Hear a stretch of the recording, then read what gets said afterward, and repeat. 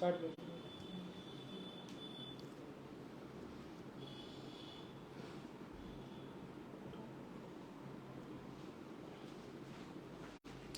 सभी को मेरा नमस्कार, सभी को राधे राधे। और मैं हूं एस्ट्रोलॉजर नितिशा मल्होत्रा। मैं वैदिक ज्योतिष में ज्योतिष मातन होने के साथ साथ टैरो कार्ड रीडर, न्यूमरोलॉजिस्ट और वास्तु विशेषज्ञ भी हूं। और आज आप लोगों के साथ जुड़ी हूं बहुत सिंपल और बहुत अच्छे 7 ऐसी चीजें लेकर के जो अगर हम अपने जीवन में उनको डेली प्रयोग करते हैं, अपने जीवन में उन 7 चीजों का, तो हमारे जीवन में जो आर्थिक संकट आते रहते हैं वो नहीं आएंगे। देखिए, आर्थिक संकट या फिर जॉब या बिजनेस में उथल पुथल ये होना बहुत स्वाभाविक है, क्योंकि बिजनेस है, व्यापार है, तो आए दिन कुछ ना कुछ लगा ही रहेगा। लेकिन अगर हम अपने कर्मों के द्वारा और अपने जीवन में हमारे जो हम एफर्ट डाल रहे हैं बिजनेस या व्यापार में या जॉब में, अगर हम उसके साथ ये 7 चीजें अगर अपने घर पे रखते हैं तो हमारे ऊपर माँ लक्ष्मी जी की असीम कृपा बनी रहती है। ऐसा शास्त्रों में लिखा गया है। माँ लक्ष्मी जी की असीम कृपा बनी रहती है। तो प्लीज वो वीडियो शुरू करने से पहले बस आप लोगों से इतना कहूंगी कि ज़्यादा से ज़्यादा इस वीडियो को शेयर करें, लाइक करें, और मेरे इस पेज पर जिस पे आप ये वीडियो को देख रहे हैं, लाइव हूँ मैं, तो आप सब्सक्राइब और शेयर करना बिल्कुल ना भूले, फॉलो करना बिल्कुल भी ना भूले। तो सब्सक्राइब और फॉलो ज़रूर कर लें मेरे इस पेज को।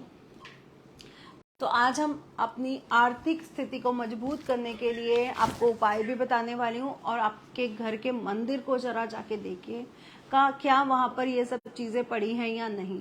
हम लोग दिवाली पे द्वार, अब हमारे घर में धन कुबेर पोटली रखवाते हैं, ऐसे आइटम्स रखवाते हैं ना, लेकिन मंदिर में क्या, मंदिर जो ईशान कोण, जो ईशान यानी ईश के बैठने की जगह है, जहाँ माँ लक्ष्मी जी, विघ्नहर्ता गणेश जी, लक्ष्य की प्राप्ति के लिए माँ लक्ष्मी जी खुद विराजमान होते हैं, जहाँ हमारे इष्ट देवता का स्थान होता है, अगर उस स्थान पर हम उनकी फेवरेट चीजें रख देते हैं जो हमें हमारे जीवन पर लाभ दे रही होती हैं, तो हमारे जीवन में प्रॉस्पेरिटी आना पॉसिबिलिटीज बढ़ती हैं।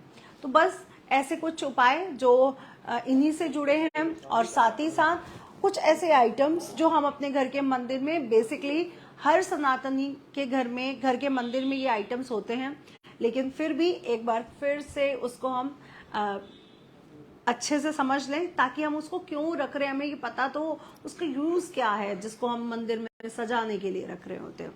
तो सबसे पहले आपने हर सनातन घर में क्या देखा है, मंदिर में लक्ष्मी गणेश जरूर होते हैं।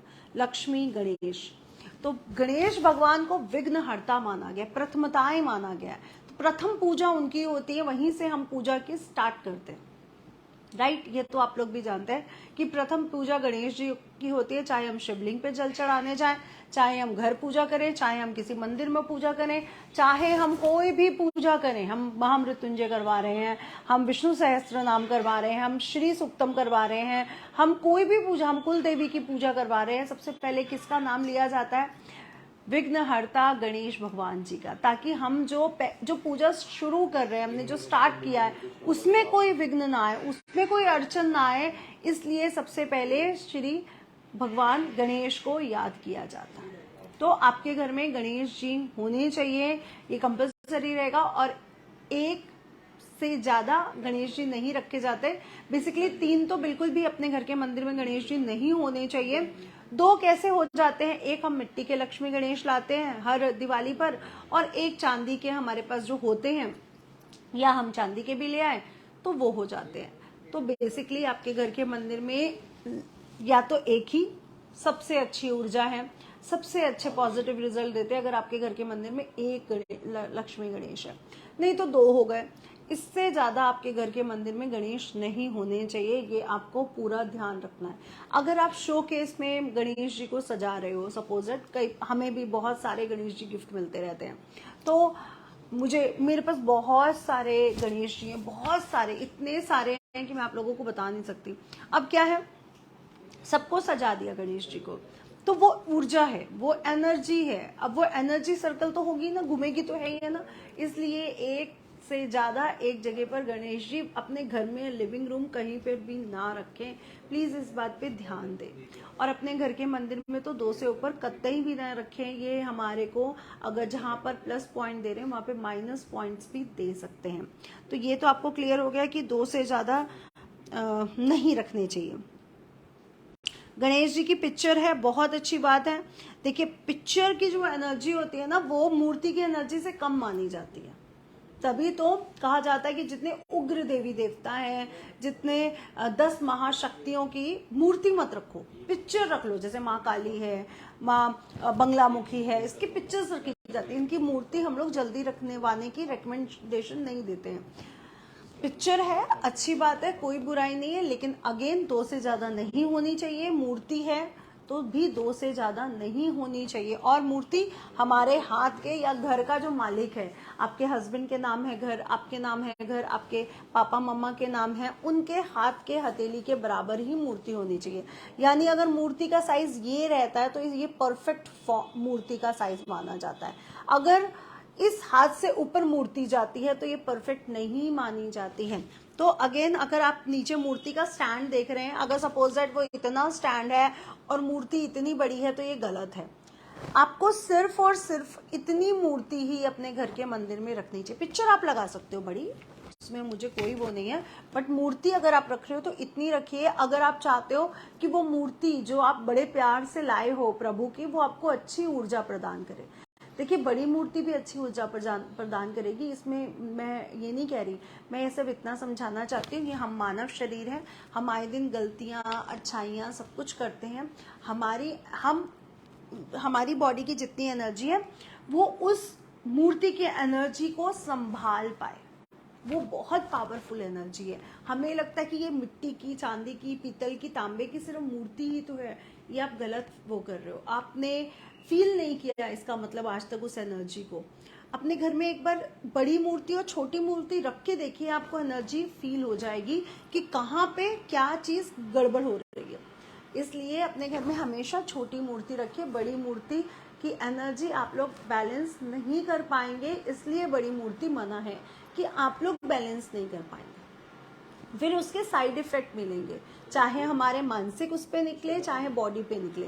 तभी तो कहते हैं वास्तुशास्त्री, एक वास्तु विशेषज्ञ क्या कहता है, आपकी घर की रखी हुई एक एक चीज पर हमारी नजर होती है। एक एक चीज पर आपके बाथरूम में बकेट खाली पड़ी है या भरी पड़ी है, आपका बाथरूम गीला है या सूखा है, आपकी किचन कैसी है, आपके किचन में बर्तन, हमारी एक एक चीज पर नजर होती है। क्योंकि हर छोटी से छोटी चीज की एनर्जी है। आप ये कैसे भूल जाते हैं कि जो चीजें आपको लग रही है निर्जीव है, एनर्जी तो वो भी क्रिएट कर रही है। कोई ना कोई तो मेटल है, मिट्टी का बर्तन, स्टील का बर्तन है ना, कागज, पोस्टर, वॉलपेपर पे बने डायग्राम्स, हर चीज अपनी एनर्जी दे रहे होते हैं। ब्रह्मांड में हर चीज एनर्जी है। आप ये क्यों भूल जाते हो? तो सीधा बेसिक रूल कि जो भी हम ला रहे हैं, जो भी हम सजा रहे हैं, जो भी हम चीजें अपने घर में मंदिर में लगाते हैं, वो एनर्जी फॉर्म है। तो हमें बहुत सोच समझकर चीजों को लाना है और बहुत सोच समझकर चीजों को रखना है। प्लीज ये गलती ना करें। अगर आपके पास इससे बड़ी मूर्ति है, उसको जल प्रवाह कर दें, या फिर आप उसको किसी मंदिर में दे सकते हैं कि ये मैं मंदिर में यहाँ प्रतिष्ठित करवा रही हूँ या यहाँ रखवा रही हूँ, और यहाँ की इनकी जो पूजा है अब इस मंदिर के द्वारा, इस पंडित जी के द्वारा या आपके द्वारा होगी। आप ये भी बोल सकते हो कि अब इनकी पूजा मेरे द्वारा होगी। बस उसमें आपको क्या है, आपको ये प्रण लेना है कि जब तक मैं हूं धरती पर तब तक मैं इनको वो करती रहूंगी। यानी आपको जब जो आपका प्राण प्रतिष्ठा का जो डेट रहेगा उसमें आपको उनका वस्त्र, मतलब पूरा, जैसे हम बच्चों का जन्मदिन मनाते हैं, अपनी सेलिब्रेशन करते हैं, तो एक छोटा सा सेलिब्रेशन होगा जिसमें उनकी पूजा होगी, उनके मंत्रों का जाप होगा, उनके वस्त्र होंगे, जो चीजें आप समझ रहे हो। अब जैसे हम दुर्गा अष्टमी पे करते हैं किसी भी दुर्गा जी के फॉर्म का, तो अगेन वैसा ही रहेगा। हनुमान जी हैं, आपके पास गणेश जी हैं, तो या तो आप मंदिर दे दीजिए अगर आप ये सब करना चाहते हैं। और अगर आप कोई रिस्पॉन्सिबिलिटी नहीं लेना चाहते, आपको लगता है नहीं हमारे पास बहुत रिस्पॉन्सिबिलिटीज हैं, तो उसको जल प्रवाह कर दीजिए या मंदिर में छोड़ दीजिए। लेकिन आप उनको पूरी बात बता के छोड़ोगे कि ये चीजें हैं और हम आपको उचित स्थान पर ले जा रहे हैं, है ना। तो आप उनको और सेकेंड थिंग, जब आप उनको छोड़ने जाओगे उससे पहले शुभ मुहूर्त पर आप अपने हाथ से छोटी मूर्ति पहले ही ले आओगे, ताकि वो जो एनर्जी है वो उस छोटी एनर्जी में कन्वर्ट हो जाए और वो हमें ब्लेस करे। क्योंकि जो मूर्ति आज तक आपके घर थी, अगर उसने आपको कोई नुकसान नहीं पहुंचा तो वो तो आपके लिए अच्छी है ना। तो पहले छोटी मूर्ति लाइए एक शुभ मुहूर्त में और उसी मंदिर में थोड़े टाइम के लिए उस मूर्ति के साथ उसको रख दीजिए। फिर अगेन उस मूर्ति को लीजिए, उनसे बोलिए, उनसे प्रार्थना करिए, अपनी पूरी बात रखिए, देन उनको या फिर आप जल प्रवाह कर दीजिए या फिर किसी मंदिर में छोड़ दीजिए। अब आप कहोगे कि जल प्रवाह करने से तो जल गंदा हो जाता है, मिट्टी की मूर्ति से कैसे जल गंदा हो सकता है? आप लोग मुझे बताएं, कोई गंदा हो सकता है? मिट्टी, हर चीज मिट्टी ही है, हर चीज मिट्टी है। हमारी भी जब बॉडी जलेगी, हम अभी भी, ये भी पूरा मिट्टी ही है। क्यों? मिट्टी का रंग और हमारे मांस का रंग एक ही है, हमारी स्किन का टोन एक ही है, क्योंकि हम लोग भी मिट्टी से ही बने और हम लोगों ने भी मिट्टी में ही मिल जाना है। इसलिए मिट्टी कभी भी किसी चीज को गंदा नहीं करती है। पीतल, तांबा, चांदी, सोना, कोई भी मेटल, पारा भी मिट्टी को कभी गंदा नहीं करता है, इसलिए ये दिमाग से निकाल दीजिए। इनफैक्ट फूल भी गंदे नहीं करते हैं जो लोग फूल बहाने जाते हैं। हम लोग क्या करते हैं, फूल के साथ अपने घर की और चीजें डाल देते हो, वो गलत है। जैसे उसमें कपड़े तैर रहे होते हैं भगवान के, वो सब चीजें गलत है। तो आप शुद्ध मिट्टी की अगर मूर्ति ले रहे हो, प्लास्टर ऑफ पेरिस नहीं है या अदर वो चीजें नहीं है जो केमिकल यूज पे हैं, तो आप उनको जल प्रवाह कर सकते हो। तीसरा आपके पास ऑप्शन है कि आप गमले में उनको प्रवाह कर सकते हैं, यानी गमले में मिट्टी लीजिए, उनको प्रवाह कर दीजिए, ऊपर से मिट्टी लगा के उस पर तुलसी जी का, बेल का, आंवले का, केले का वृक्ष भी लगा सकते हैं, तब भी उनकी पूरी सेवा होगी हर फॉर्म में, है ना। ये अच्छा है ना, वो आपका दिल भी उनसे जुड़ा रहेगा, आपको कहीं भेजना भी नहीं पड़ा, और वो आपके घर में ही एक ब्लेस, जैसे मनी ट्री होते हैं ना, एक ब्लेस ट्री की तरह आपके जीवन में काम करेंगे। तो सबसे पहला तो ये हो गया। अब मैं आपसे ये जरूर बोलूंगी कि हर घर में रोज विघ्नहर्ता गणेश जी का, चाहे गणेश शीश है, चाहे गणेश मंत्रों का जाप है, जैसा भी आप लोग जरूर करें। ये नहीं होना चाहिए कि हमारे पास तो टाइम नहीं है, हमारे हस्बैंड तो पूजा नहीं करती, मेरी वाइफ तो पूजा नहीं करती। सबको पूजा करना चाहिए, सबको थैंक्स होना चाहिए इस जन्म के लिए, ग्रैटिट्यूड होना चाहिए। और मैं तो कहती हूँ सबको ये बात बोलनी चाहिए कि हे प्रभु, जो मैं इस धरती पे करने आया हूँ, जिसके कारण मेरा जन्म हुआ है, वो बात मुझे लाइफ में दिखे और मैं उस पाथ पर चल के इस जन्म को साकार कर सकूं कि मैं आया किस लिए हूं। अगेन दूसरा, जो भी मेरे ऊपर मेरे परिवार है या जो भी मेरी रिस्पॉन्सिबिलिटीज हैं, जो भी मेरी जिम्मेवारियां हैं, मैं उसको भी इस रास्ते पर चलते हुए, अपने जीवन पाथ के रास्ते पर चलते हुए, अपनी जीवन पाथ को क्लियर करते हुए इन सब रिस्पॉन्सिबिलिटीज को भी अदा कर सकूं। ये प्रार्थना रोज करो और रोज कहो, रोज कि थैंक्स, वो जो कल का दिन जो मैंने सब ग्रैटिट्यूड, मतलब जो अपनी जिम्मेवारियां थी वो मैंने पूरी करी, कोशिश तो करी कम से कम। और जब आप ऐसा फीलिंग लाओगे ना, तो आपसे वो जिम्मेवारियां जल्दी पूरी होंगी, क्योंकि आपके सबकॉन्शियस माइंड में चल रहा है कि आप पे जिम्मेवारियां हैं और वो आप ही को पूरी करनी है। आपका जन्म किसी काम के लिए हुआ है, वो आप ही को करना है, उसके लिए कोई दूसरा नहीं आएगा, उसके लिए कोई एंजल नहीं आएंगे आपको बताने कि तुम्हें तो इस रास्ते पर चलना है, ये जर्नी तुम्हारी है, ये सर्च भी तुम्हें ही करना है, कोई दूसरा नहीं कर सकता इस रिसर्च को। हर इंसान की अपनी जर्नी है, हर इंसान को अपनी जर्नी खुद ही रिसर्च करनी है। कोई सिर्फ और सिर्फ आपको डायरेक्शन दिखा सकता है कि उस साइड चले जाओ, कोई आपके साथ नहीं जाएगा। आपने जन्म अकेले लिया है, आपकी मृत्यु अकेले होगी, आपका लाइफ पाथ की जो जर्नी है वो भी अकेले ही तय करनी है आपको। इसलिए दूसरों की बातों को सुनना, दूसरों की तरफ देखना, दूसरे क्या बोल रहे हैं आपके लिए, आप कैसे कपड़े पहनते हो, आप कैसे दिखते हो, आप एटीट्यूड है, आप में एटीट्यूड कम है, आप सुंदर हो, आप नहीं सुंदर हो, आप काले हो, आप गोरे हो, इससे कोई फर्क नहीं पड़ता, आप मोटे हो, इससे कोई फर्क नहीं पड़ता। क्योंकि अगर हमें भगवान ने चबी बनाया, मोटा बनाया, तो आई एम ब्लेस। अगर मुझे भगवान ने काला बनाया तो आई एम ब्लेस, है ना। मेरे कान्हा जी भी तो काले हैं। और अगर भगवान ने मुझे गोरा बनाया तो आई एम ब्लेस, मेरी राधा जी भी तो गोरी है ना। तो जो भी है उसमें बहुत अच्छे से हैप्पी फील करो। मैं आपको सच बताऊं, जब लाइफ से हम सेटिस्फाइड हो जाते हैं ना कि ठीक है, अच्छा मेरा ये काम नहीं हुआ, कोई बात नहीं, शायद आप मुझे इससे अच्छा दोगे इसलिए आपने मेरा ये काम नहीं किया, मुझे इससे अच्छा मिलने वाला है। इसका मतलब आप जिस दिन सेटिस्फाइड फील कर लोगे ना अपनी लाइफ में, अच्छा मेरा बेबी बॉय नहीं हुआ, कोई बात नहीं, आपने जो मुझे दी है वो भी तो राधा है, और राधा के बिना तो कृष्ण भी अधूरे हैं।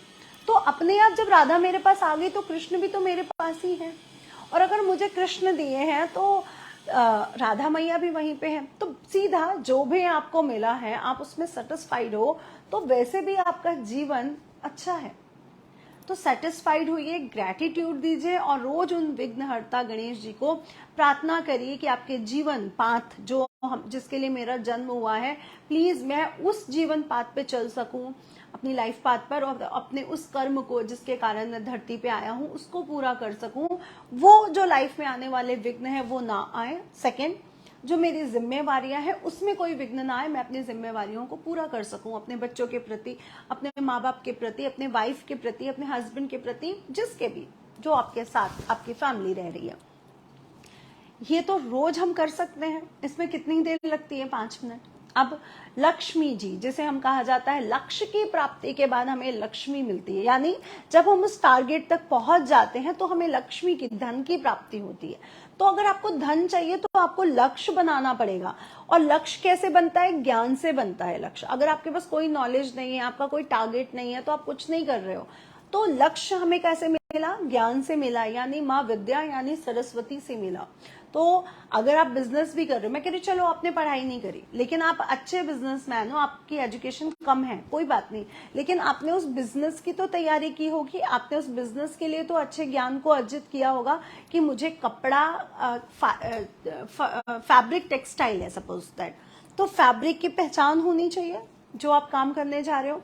ये फैब्रिक कहाँ बन रहा है, मुझे कहाँ से अवेलेबल होगा, मुझे कहाँ कहाँ जाके इसको सर्च करना है, कहाँ कहाँ इसको सेल करना है, मुझे कितना पैसा बचेगा, मैं कितने का ला रहा हूं, तो ये भी तो पूरा ज्ञान ही है ना।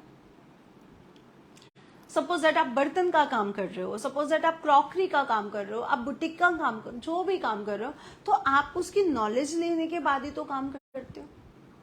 तो यानी पहले सरस्वती लाइफ में आती है, यानी ज्ञान पहले आता है, तब आपके जीवन में वो लक्ष्य बनता है। अच्छा मैं तो ये बहुत अच्छा कर लेता हूँ, मुझे तो कपड़े की बहुत अच्छी पहचान है, मुझे तो कॉस्मेटिक की बहुत अच्छी पहचान है, मुझे तो क्रॉकरी की बहुत अच्छी पहचान है, मैं तो बहुत अच्छा इवेंट मैनेजर बन सकता हूँ, मैंने इसका कोर्स किया। देन आप लक्ष्य की तरफ लगते हो। जब आप लक्ष्य की तरफ बढ़ते हो तब आपको लक्ष्मी जी की प्राप्ति होती है। तो अब हमें गणेश जी मिल गए। पहले उनसे हमने विघ्नों के लिए सारे विघ्न हटाने को कहा ताकि हमारी जर्नी शुरू हो सके, हमारे सारे रास्ते क्लियर हो सके। देन हम माँ सरस्वती के पास आए कि हे ज्ञान की देवी, और आप लोग ये गलत फील करते हो कि आप लोग कहते हो ये बच्चों के लिए होती है। एक बात बताएं, क्या मुझे ज्ञान की जरूरत नहीं है? क्या आपको ज्ञान की जरूरत नहीं है? ये गलत है आप लोगों का कि माँ सरस्वती जी सिर्फ बच्चों की होती है। जिस दिन से हम पैदा हुए और जिस दिन तक हम मरेंगे, ये हर एक टाइम हमें माँ सरस्वती की जरूरत है। डिसीजन लेना है, मुझे ये बोलना है या नहीं बोलना, मुझे यहाँ जाना है या नहीं जाना, किसकी जरूरत है? माँ सरस्वती की जरूरत है। आपको ज्ञान में, हर चीज में ज्ञान चाहिए। आप कुकिंग भी कर रहे हो ना तो भी आपको ज्ञान चाहिए कि नमक इतना डलेगा, मिर्च इतनी डलेगी और ये इतना डलेगा। तो आप ये तो भूल ही जाइए कि आपको ज्ञान की जरूरत नहीं है अगर आपने प्रॉपर कुकिंग सीखी है, या मैंने प्रॉपर एस्ट्रोलॉजी का कोर्स कर लिया तो अब मुझे ज्ञान की जरूरत नहीं है। क्योंकि हर चीज अपडेट मांगती है, हर चीज अपडेट मांगती है। पृथ्वी भी पर डे अपडेट हो रही होती है, कुछ नीचे जा रहा है, कुछ ऊपर आ रहा है, कुछ बस चल रहा है, कुछ भी, हर चीज गतिमान है, कोई भी चीज रुकी हुई नहीं है। सृष्टि में कोई भी चीज रुकी हुई नहीं है। जो आपको लग रहा है ये बर्तन है, ये रुका हुआ है, वहां पे पड़ा है, मेरी गाड़ी खड़ी है, वो सोफा पड़ा है, हर चीज में एनर्जी है और हर चीज की एनर्जी सर्कुलेट हो रही है जो आपको दिख नहीं रही है। वो कहते हैं ना, कण कण में भगवान है। ये बात सही है, कण कण में एनर्जी है। तो देन आपने माँ सरस्वती जी को चैंट करना है। तभी तो हम लोग कहते हैं ना, सुबह उठो तो अपने हाथ देखो, है ना, पहले माँ को याद करो, है ना, ऐसे सरस्वती जी, लक्ष्मी जी, देन आपके विष्णु जी। तो बस वैसे ही अब आपने गणेश जी के बाद लक्ष्मी जी को, सॉरी, सरस्वती जी को याद करना है। आपको सरस्वती मंत्र आते हैं तो वो हो गया, नहीं तो मेघा सुक्तम या मधु सुक्तम का पाठ आप लोग कर सकते हैं।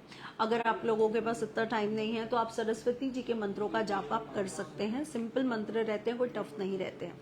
देन आप माँ लक्ष्मी पे आए। अब आपको ज्ञान का अर्जन हुआ, देन आप लक्ष्य की प्राप्ति की तरफ आगे बढ़े, तब आपको माँ लक्ष्मी मिलेंगी। तो अब आप माँ लक्ष्मी पे आए तो उसके लिए आप श्री सुक्तम, कनक धारा या लक्ष्मी जी के विशेष मंत्रों का, लक्ष्मी गायत्री मंत्र, इनका जाप जरूर करिए। अब लक्ष्मी जी को क्या बहुत प्रिय है? लक्ष्मी जी को बहुत प्रिय है शंख, क्योंकि वो समुद्र में उनके साथ, मतलब उनसे पहले शंख आया था, फिर माँ लक्ष्मी आई थी। तो लक्ष्मी जी के हाथ में कलश था, पर पहले उनके भ्राता जिनको शंख कहा गया है, विष्णु जी के दोनों हाथों में क्या है? शंख है। माँ लक्ष्मी के हाथ में क्या है? शंख है। तो उनको शंख बहुत प्रिय है। तो अपने घर में माँ लक्ष्मी के बिल्कुल बगल में दक्षिणावर्ती शंख रखना बिल्कुल ना भूलिए।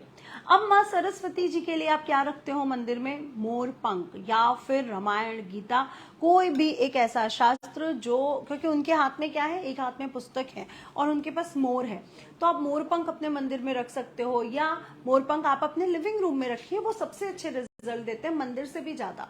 तो उनकी चीजें होनी चाहिए आसपास।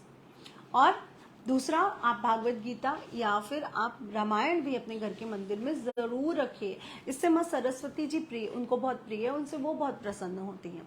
अब गणेश जी के लिए आप रख सकते हैं एकाक्षी नारियल।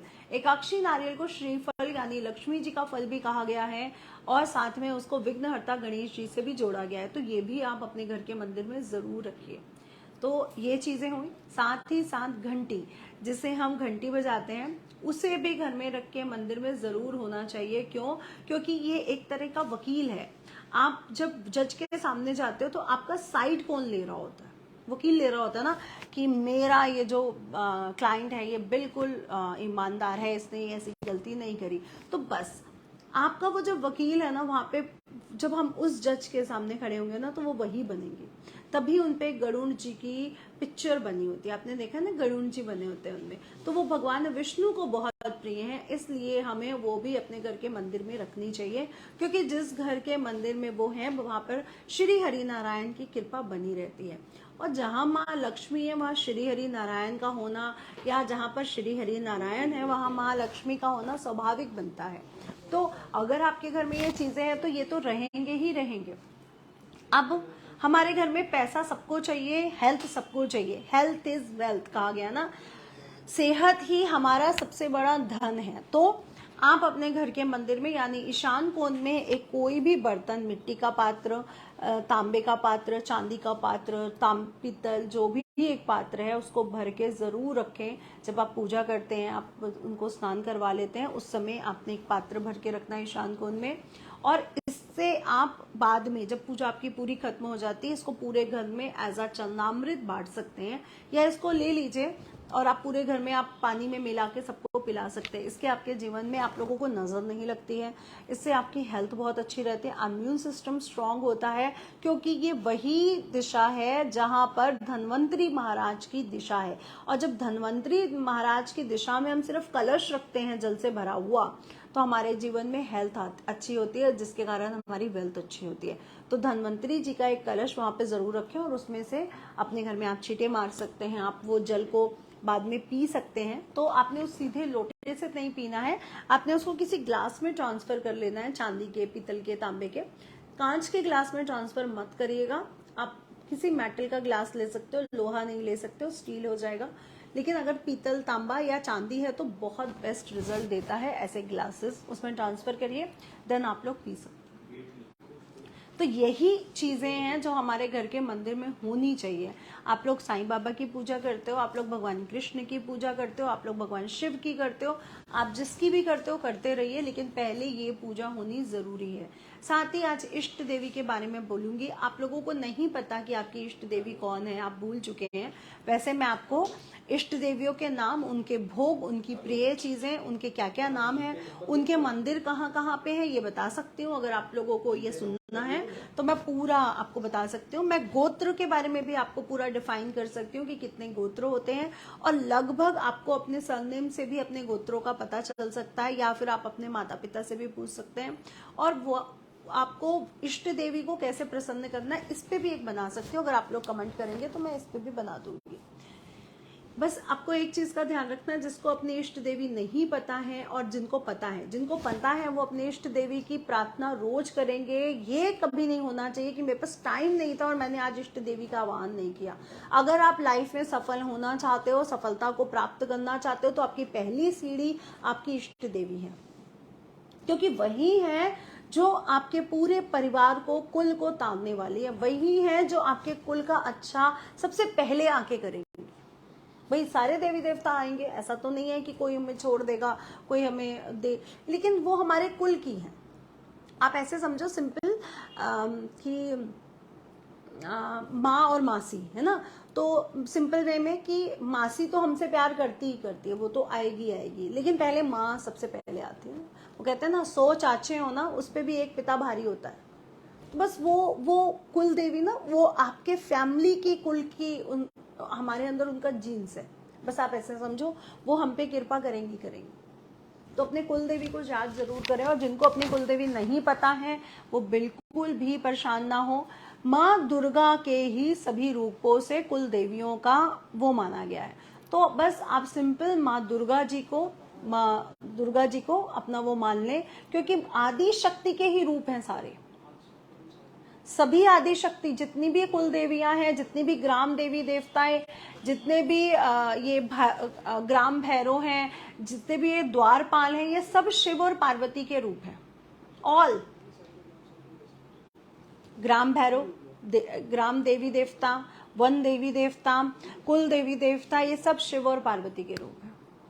तो बस अगर आपको ये नहीं पता है तो भगवान शिव आपके ग्राम देवता है, वन देवता है, या फिर आपके ग्राम के कोतवाल हैं या भैरव जी हैं, जो भी है ना, और यही आपकी इष्ट देवी या गोत्र देवी, या यही सब आपकी कुल की देवी है। तो माँ दुर्गा यानी आदि शक्ति को और भगवान शिव को अगर आप आवाहन कर लेते हैं, यानी आप महामृत्युंजय का जाप कर सकते हैं, आप माता के निर्वाण मंत्र ओम ऐं ह्रीं क्लीं चामुंडाय विच्चे मंत्र का जाप कर सकते हैं। इससे आप बोल सकते हैं कि मुझे अपनी कुल देवी का वो नहीं है, जानकारी नहीं है, लेकिन आप भी का वो रूप है, इसलिए मैं आपको ही आवाहन करता हूँ और आपसे आशीर्वाद लेना चाहता हूँ, आपसे ब्लेसिंग मांग रहा हूँ कि हे माँ, हे प्रभु, मेरी ये कृपा करें और मुझ पे अपनी कृपा हमेशा बनाए रखें। हो गया ना कितना आसान? क्यों टेंशन लेते हो? हमें अपनी कुलदेवी नहीं पता, हमें अपनी आराध्य देव नहीं पता।